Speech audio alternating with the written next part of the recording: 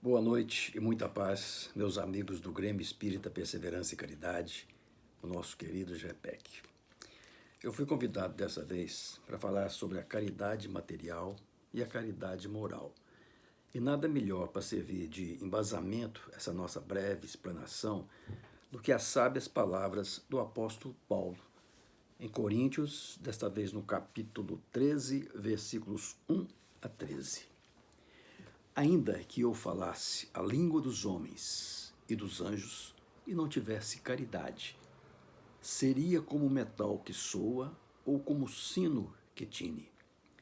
E ainda que tivesse o dom de profecia e conhecesse todos os mistérios e toda a ciência, e ainda que tivesse toda a fé, de maneira tal que transportasse os montes e não tivesse a caridade, nada seria. E ainda que distribuísse toda a minha fortuna para sustento dos pobres, e ainda que entregasse o meu corpo para ser queimado, mas se não tivesse caridade, nada disso me aproveitaria. A caridade é sofredora, é benigna, a caridade não é invejosa, não trata com leviandade e não se ensoberbece. Não se porta com indecência, não busca os seus interesses, não se irrita, não suspeita mal, não folga com a injustiça, mas folga com a verdade. Tudo sofre, tudo crê, tudo espera, tudo suporta. Agora, pois, permanecem a fé, a esperança e a caridade, mas a maior destas é a caridade. Vejamos bem o que Paulo diz. A caridade é maior do que a fé e a esperança. Por quê? Justamente porque a caridade se confunde, está entrelaçada com o verdadeiro amor em suas infinitas gradações. Só consegue fazer a caridade, ter compaixão, aquele que tem amor. Agora, discorrer sobre a caridade material não é tão difícil, uma vez que é mais fácil de ser experimentada. E se trata, sem dificuldade da gente conceituar, de uma ação altruísta, direcionada ao próximo, embora muitas vezes seja confundida com uma simples esmola. É mais fácil de ser praticada, porque dificilmente alguém não pode ter algum recurso para minorar, ainda que seja um pouco, as carências materiais dos mais necessitados. Doar dinheiro, roupas usadas, alimentos, não é uma tarefa assim tão complicada, não é mesmo? Uma cesta básica de alimentos à família pobre, roupas que serão destinadas àqueles que não as têm, auxílio financeiro dentro das possibilidades de cada um para os abrigos de crianças, adolescentes, jovens e idosos desamparados, bem como preparação de enxovais para recém-nascidos de famílias carentes. Essas são algumas das inúmeras formas de caridade material, mas que é de extremo valor aos que precisam dela.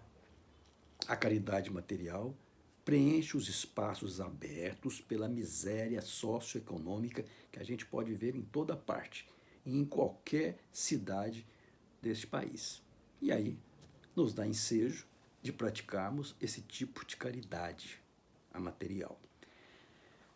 Mas já para quem mora, por exemplo, na Suíça, a oportunidade de praticar a caridade material é mais rara.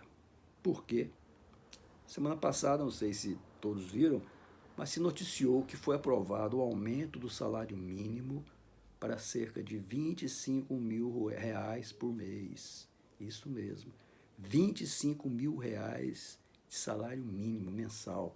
Em uma terra onde, segundo o ranking publicado pela ONU no final do ano passado, somente a Noruega é melhor do que a Suíça quando a gente fala de qualidade de vida. Sendo que esse índice ele é baseado no IDH, que é o Índice de Desenvolvimento Humano, calculado a partir de diversos indicadores, principalmente como saúde, educação e emprego. Voltando então à questão da caridade material, esse tipo de caridade muitos de nós já aprendemos a fazer, embora muitas vezes ela venha revestida da vaidade de oferecer, mostrando àquele que recebeu a doação, ou mesmo até um público maior, que fomos nós os autores da caridade. é a falsa modéstia, é o simulacro da modéstia, pois há pessoas que escondem a mão, tendo cuidado de deixar perceber que fazem. O que levou Jesus a orientar-nos, não é? Que a nossa mão direita não saiba o que faz a nossa mão esquerda.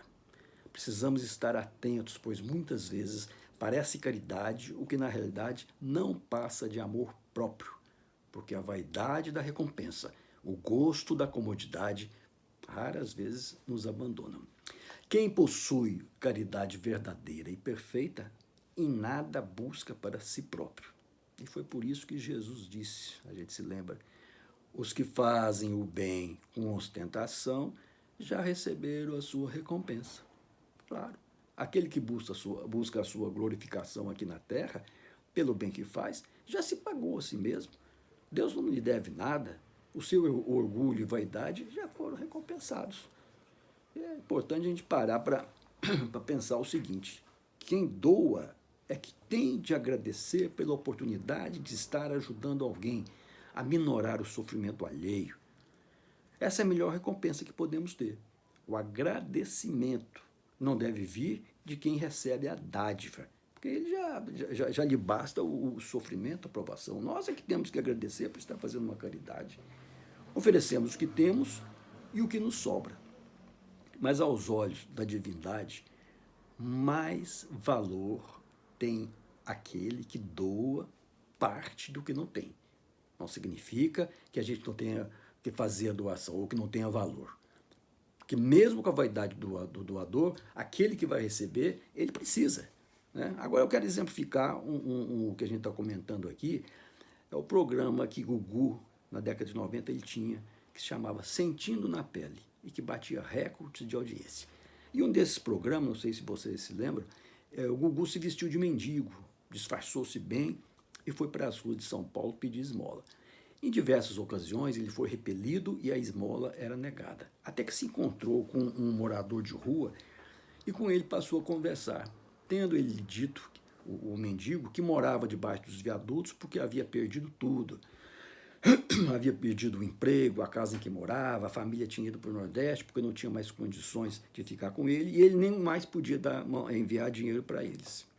Aí quando o Gugu lhe disse que estava também passando fome, ele falou, eu conheço um dono de padaria por aqui que todos os dias me fornece uma marmita e um copo de suco. E ele foi até lá buscar. Quando ele voltou, trouxe uma marmitinha e o copo de suco e dividiu tudo ao meio com o Gugu, que ficou muito emocionado. Observem que esta foi a verdadeira caridade material, a de alguém que divide o que não tem, ou que tem muito pouco, e nada pede em troca. É o exercício perfeito da compaixão, que é a empatia pelo sofrimento do próximo. É um grande exemplo, né, desse tipo de caridade material. E outra questão de muita importância, quando a gente se refere à caridade, pode ser material ou moral. Ela não deve ser encarada como um comércio, como uma troca com a divindade, como se faz com as conhecidas promessas, né? E agora que seria direcionada à doação. Olha Deus, olha Jesus, olha Nossa Senhora, olha Espírito Santo, olha mentores. Eu vou ajudar aquele indivíduo, aquela família que está passando por tantas dificuldades financeiras. Mas vocês, em contrapartida, poderiam me ajudar a comprar aquela casa na praia, aquele carro do ano, a permitir que a minha namorada vote para mim, tá certo? É o pedido, é a troca. Não está certo, não. Não é comércio, não é escambo a prática da caridade. E mesmo que a gente não expresse diretamente esse pedido de troca, no íntimo, muitas vezes queremos algo em troca, porque nos sentimos bonzinhos por estarmos fazendo a caridade. Eu faço tanta caridade que não mereço estar passando por isso. Eu sou tão caridoso. E quer ver outra situação? Eu mesmo já me peguei várias vezes pensando assim. Principalmente quando a Mega Sena está acumulada, ou então é época da Loto Fácil da Independência. Puxa vida, como eu gostaria de ganhar sozinho essa bolada, porque eu vou fazer isso e aquilo para os pobres, eu vou ajudar muita gente, eu vou poder tirar alguns da miséria. É como se indiretamente, não explicitando, no íntimo, a gente quisesse barganhar com o alto. No caso, os técnicos espirituais que controlam e manipulam as bolas, né, que são sorteadas nesses concursos. Ou vocês acham que os sorteados são por acaso? E as implicações da riqueza repentina? Os amigos espirituais sabem que no íntimo, realmente, nós todos, ajudaríamos os menos favorecidos, mediante alguma obra social.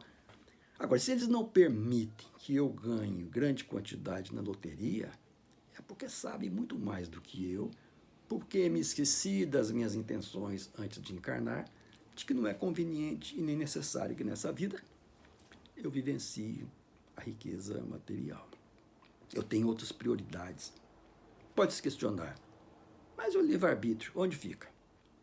Ouvimos muito se dizer assim: eu estava maluco quando aceitei essa programação espiritual, mas agora não quero mais. Eu quero ser rico, famoso, poderoso e não esse pé rapado. Gostaria muito de ganhar na loteria, mas aí não tem livre-arbítrio, certo? Nosso livre-arbítrio ainda é limitado, considerando essa nossa posição evolutiva ainda inferior. Mas vamos voltar à questão da caridade e agora falar um pouquinho sobre a caridade moral.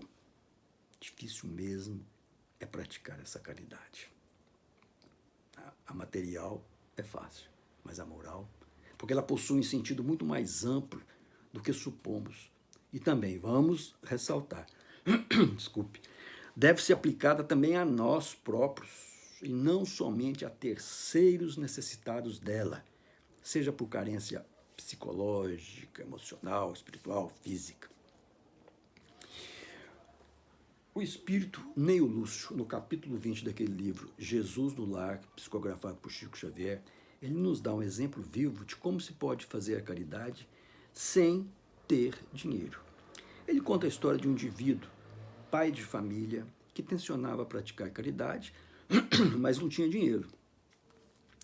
Ele dava, entretanto, de si mesmo, quanto possível, em boas palavras, gestos pessoais e estímulo a quantos se achavam em sofrimento e dificuldade. Ele extinguia pensamentos inferiores, ele refreava a cólera, fazia silêncio diante de uma ofensa, chegava inclusive a retirar detritos e pedras das ruas que porventura oferecessem perigo para os pedestres. Praticou a caridade moral, como ensina Chico aqui, ensina Neio Lúcio através da psicografia de Chico. A caridade moral há de se iniciar com amor a nós próprios, identificando-nos como criaturas divinas, respeitando e cuidando desta veste sagrada que é o nosso corpo físico perecível, e resguardando também das fortes emoções que desequilibram todo o conjunto. Claro que ainda estamos longe de oferecer um amor incondicional ao nosso próximo, quando ainda não conseguimos com relação a nós mesmos, quando nos julgamos, sentimos-nos culpados por atitudes tomadas sem refletir, vivenciando sentimentos que nos afligem emocional e moralmente, e muitas vezes, ainda não conseguimos nos perdoar a nós próprios. Assim, como poderemos amar, fazer caridade com o nosso próximo, se não conseguimos sequer amar a nós mesmos? Não é isso? E segue-se a caridade a nós mesmos, a caridade aos que estão mais próximos a nós. Quem são? Os familiares, aceitando-os como são e não como a gente gostaria que eles fossem. E é na intimidade do lar que tiramos a máscara da personalidade, e agora a máscara contra o Covid, e nos expomos como verdadeiramente somos. Não é isso mesmo? Ele é um pastor maravilhoso para o seu rebanho, mas em casa esbofeteia a esposa minutos antes de gravar o vídeo para a live, onde ele falará de amor ao próximo, aos seus fiéis. No centro espírita, doutrina as entidades ignorantes, mas em casa é o ignorante que trata mal a família. Caridade moral difícil esta, para com os mais próximos, justamente aqueles que muitas vezes estamos ligados pelos laços espirituais há séculos e nos reunimos pela consanguinidade para corrigirmos equívocos desse passado, muitas vezes milenar. No convívio diário, há inúmeras oportunidades para manifestarmos a nossa caridade moral, desde a hora que a gente levanta da cama até a hora de dormir. E mais além, aquele que pratica caridade e expressa amor pelo semelhante, com certeza, ao deixar na cama o fardo material descansando, ele sai em corpo astral, ou psicossoma, como chama André Luiz, para trabalhar com os amigos espirituais, dando sequência ao seu trabalho quando ele estava em vigília. Ou seja, a todo momento encontramos ensejo de praticar a caridade, revendo amigos, conhecidos, ou esbarrando em desconhecidos que estão em desequilíbrio, e nada custa acolhê-los, fazendo sentir que existem pessoas que os compreendem e querem oferecer seu ombro amigo e fraterno. O que nos custa um sorriso acolhedor, uma palavra de conforto e esperança, um aperto de mãos, um abraço caloroso. E se não estivermos próximos, mesmo à distância, podemos ser caridosos pela força do pensamento, pela prece, pela vibração, pelo telefonema ou pelo WhatsApp, como temos feito nesses tempos de pandemia, né? Nos grupos de fraternidade que são constituídos pelas casas espíritas e outras agremiações religiosas para vibrarem por pessoas necessitadas. Temos feito muito isso, não é verdade? Estaremos então fazendo a caridade moral, também quando silenciamos para ouvir alguém falar, mesmo que essa pessoa saiba menos do que nós e se julgue superior. Fazemos a caridade moral quando doamos o nosso tempo de folga, as nossas preocupações e os nossos interesses a ideais de nobreza, visando prestar serviços para a construção de um mundo melhor, mais solidário e humano. Na Revista Espírita de 1860, Kardec trouxe uma mensagem de um espírito que se identificou como Irmã Rosália. Ela assim disse, dentre outras palavras, sobre a caridade moral, que consiste em nos suportar uns aos outros e ao que menos fazeis, neste mundo inferior onde estáis encarnados no momento. Sede, pois, meus irmãos, caridosos, porque avançareis mais no bom caminho. Há um grande mérito em saber calar para deixar falar o mais tolo. É uma forma de caridade. Saber ficar surdo quando uma zombaria escapa de uma boca afeita à troça. Eis um mérito, não de humildade, mas de caridade, porque não notar os erros alheios é caridade moral. Passando junto a um pobre enfermo, olhá-lo com mais compaixão tem muito mais mérito do que simplesmente atirar-lhe uma moeda com desprezo. Sede, pois, caridosos, não sejais desdenhosos, sabei deixar passar uma palavra que vos fere, e não julgueis que ser caridosos é apenas fazer dádiva material, mas também praticar a caridade moral. E ela conclui, eu vou-lo repito, praticar uma e outra.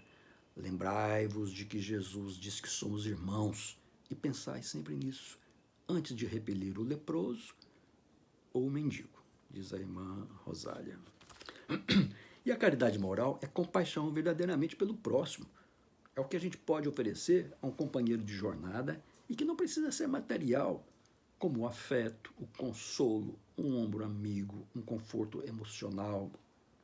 Também o dizer não, quando necessário, é uma forma de caridade moral. Uma das maneiras é dizer o não, sabendo explicar a razão, como também expressar a negação, mas de forma amorosa. Não, mas com amor. Importante termos em mente também que ela será verdadeira na medida que sejamos sinceros, fraternos, nossas palavras e ações sejam oferecidas com um toque do amor. Na questão 866 do Livro dos Espíritos, Kardec pergunta qual o verdadeiro sentido da palavra caridade, como Jesus entendia. E ele obteve a seguinte resposta dos Espíritos. benevolência para com todos, indulgência para as imperfeições alheias e perdão das ofensas. Um exemplo deste amor a gente encontra onde? Francisco de Assis. Dia 4 foi a sua data, onde em sua história magnífica, que todos conhecem, a gente vê a caridade material e moral sendo exercitada em todas as suas possibilidades. E foi justamente Francisco que nos trouxe aquela máxima, às vezes usada até de maneira errada. É dando que se recebe.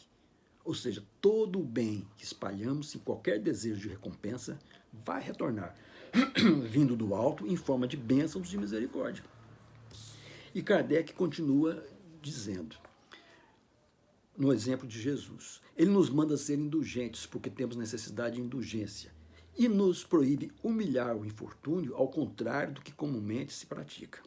O homem verdadeiramente bom procura elevar o inferior aos seus próprios olhos, diminuindo a distância entre ambos.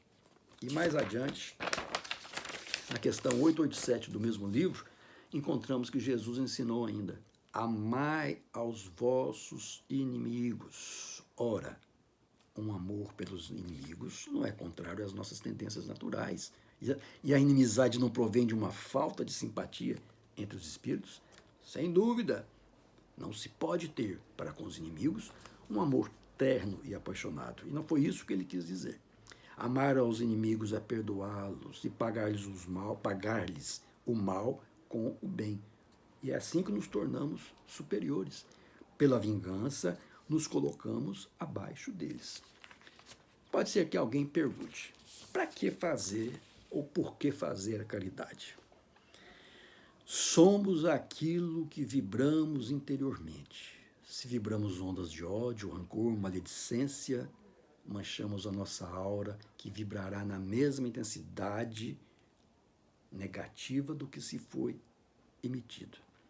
Se fazemos o bem, por outro lado, e a caridade, em suas inúmeras possibilidades, com certeza vibraremos em um padrão superior que nos trará a paz, a tranquilidade, a iluminação, que demonstram que estamos crescendo espiritualmente. Hoje, a própria medicina reconhece que perdoar, amar, orar, cuidar e educar são medidas que extrapolam o campo da teologia comum, indo desembocar diretamente em nossa saúde, no mais amplo sentido da palavra. Realizar ações no bem é, acima de tudo, medida profilática, é prevenção de doenças, de problemas psíquicos, físicos, sociais, ambientais. A gente sabe que a medicina chinesa milenar, ela entende que não existem doenças, mas doentes, justamente pela baixa vibração emitida interiormente. Assim, o bem é o único caminho para a harmonia íntima, pois ele nos impulsiona ao amor ativo, constante, em todos os setores e momentos.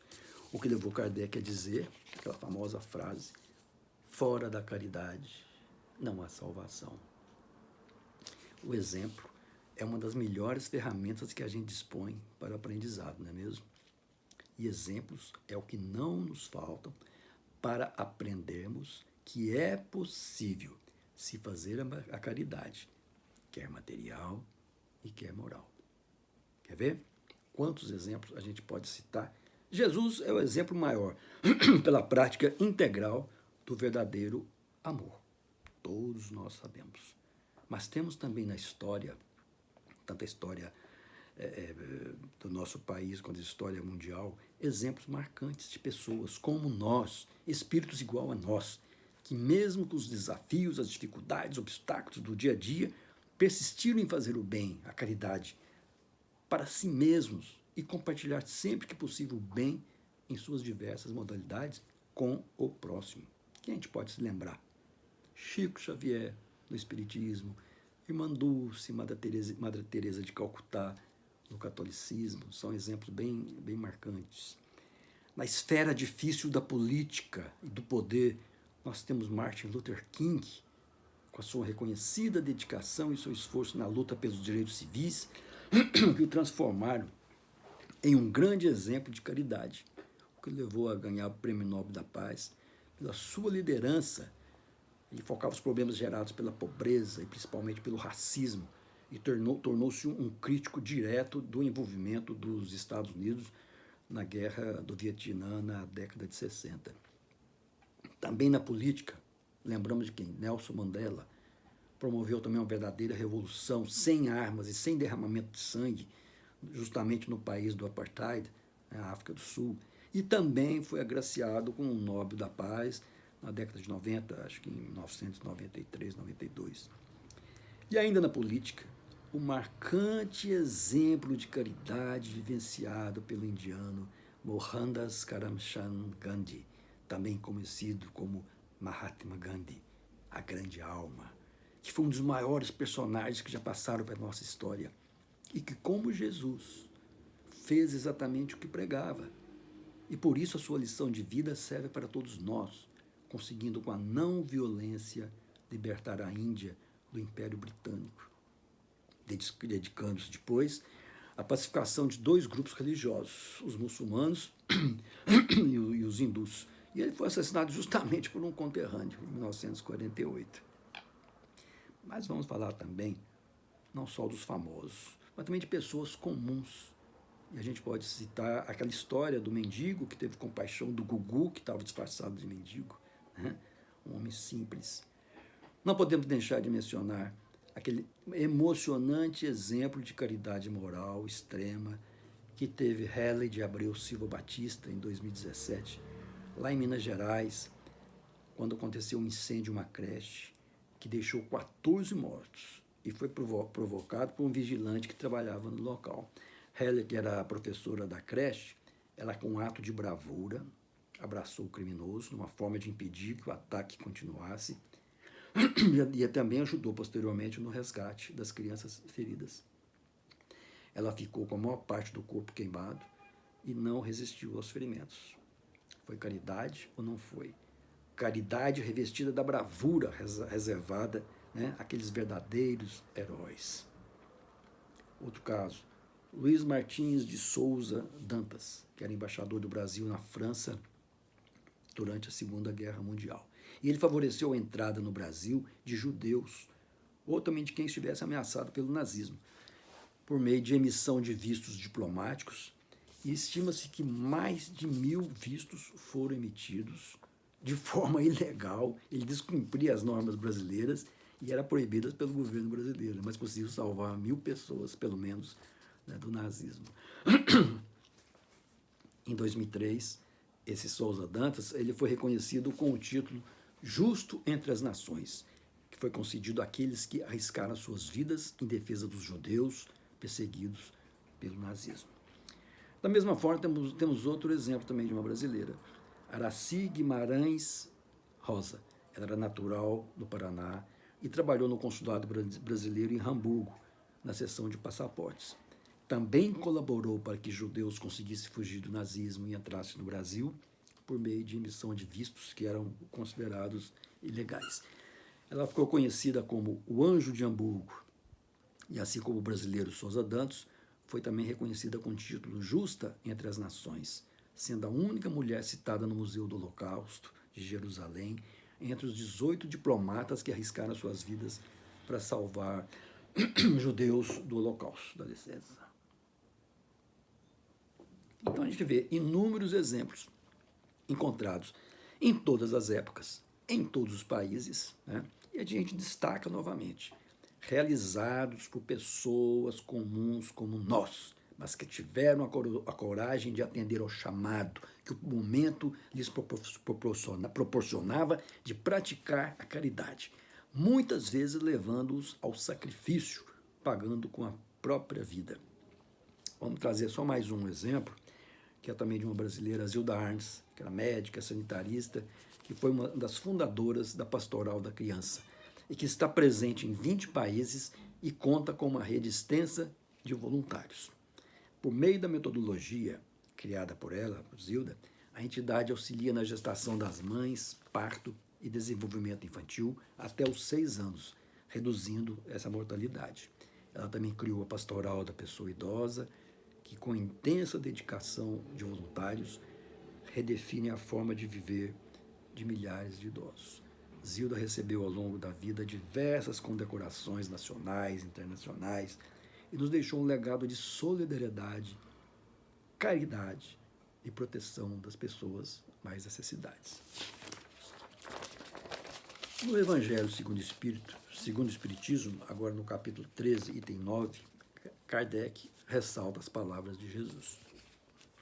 Amemo-nos uns aos outros e façamos aos outros o que quereríamos que nos fosse feito. Toda religião, toda moral se encerram nestes dois preceitos. Se eles fossem seguidos no mundo, todos seriam perfeitos. Não haveria ódios nem ressentimentos. Amemo-nos uns aos outros e façamos aos outros o que quereríamos que nos fosse feito. Quanta verdade em poucas palavras. Mas para se apreender esse verdadeiro e oculto sentido nessa orientação de Jesus e que possamos colocá-lo em prática, precisamos compreender a nossa natureza espiritual e vai remeter então às sábias palavras do filósofo grego. Conhece-te a ti mesmo. E o que se verifica, sem maiores esforços, é que a nossa civilização alcançou níveis avançados de tecnologia e conhecimento científico, já colocou o homem na Lua, já desvendou a intimidade do átomo, já planeja viajar a Marte. Porém, a ciência ainda não ousou avançar no conhecimento do espírito, verdadeira natureza do ser humano, razão, portanto, de todas as nossas mazelas e tragédias que marcam a história da humanidade em todas as eras. Significa que ainda vivemos nas trevas da ignorância, porque não nos conhecemos e nos esquecemos da estrutura espiritual que está por detrás da matéria, que a rigor nem existe, né? A matéria não existe. Eis que Einstein proclamou o império da energia com sua célebre equação E é igual mc ao quadrado. Todos conhecem. Ora, se a gente não se identifica como consciências imortais, cuja existência física é passageira e apenas necessária às nossas experimentações evolutivas, e se a gente não identifica no nosso semelhante a mesma consciência imortal, com os mesmos direitos e ascendência divina, torna-se difícil a convivência pacífica entre os povos e as pessoas. E a realidade à nossa volta comprova isso facilmente. Daí o mundo de trevas que ainda nos encontramos, embora temos em nosso íntimo a luz que nos foi doada pelo Criador e que ainda a mantemos apagada em nossos corações. Podemos, sim, dizer que somos deuses, como Jesus nos disse, não é verdade? Porém, nós nos esquecemos da nossa natureza divina. Daí essa luta gigantesca nossa para reacendê-la, essa luz que trazemos. Os espíritas temos medo de ir para o umbral. Não adianta dizer que não, pois herdamos o medo do inferno cristão. Sendo que o umbral começa na crosta deste planeta, avança para as suas profundezas e estende-se para outras esferas acima, como nos relata André Luiz e outros em várias de suas obras. E faz parte da geografia que nos é disposta para o crescimento espiritual, o que nos leva a racionalmente observar que não precisamos ter medo de nada, pois somos seres imortais. Dia virá, e já se observa o raiar da era da luz, que nós vamos nos reconhecer como seres espirituais, e a caridade será algo natural, né? E além da caridade direcionada a si próprio e ao semelhante, o indivíduo da nova era tratará o planeta Terra que o abriga com muito respeito, permitindo que a natureza siga o seu curso normal, sem as interferências de degradação que hoje se verifica em toda parte. O meio ambiente saudável será a tônica dessa nova nossa etapa de existência. O homem de bem, então, compreenderá que os animais são nossos irmãos em evolução e adotará a dieta vegetariana ou vegana, como quiser, deixando-se de devorar os seus cadáveres, não por questão de ser mais saudável, mas por verdadeira compaixão e caridade a esses seres espirituais que hoje nós ainda não conseguimos. Quando essa época de ouro chegar e se instalar definitivamente, Só haverá uma pátria sobre o planeta e um governo único, dirigido por sábios. As fronteiras que somente existem nas nossas mentes atrasadas desaparecerão e as bandeiras serão lembradas apenas como meros trapos coloridos próprios dessa criação egoísta e orgulhosa de povos bárbaros que ainda somos nós. Apesar de advertidos e orientados do verdadeiro caminho de amor a seguir, pelo menos há mais de 2000 anos, e que ainda não conseguimos executar. A era da regeneração será então a época da verdadeira solidariedade, em que nos reconheceremos verdadeiramente como irmãos. Só depende de nós nos adiantarmos espiritualmente para usufruirmos dessa dádiva que a todos nós está reservada. Vou ressaltar.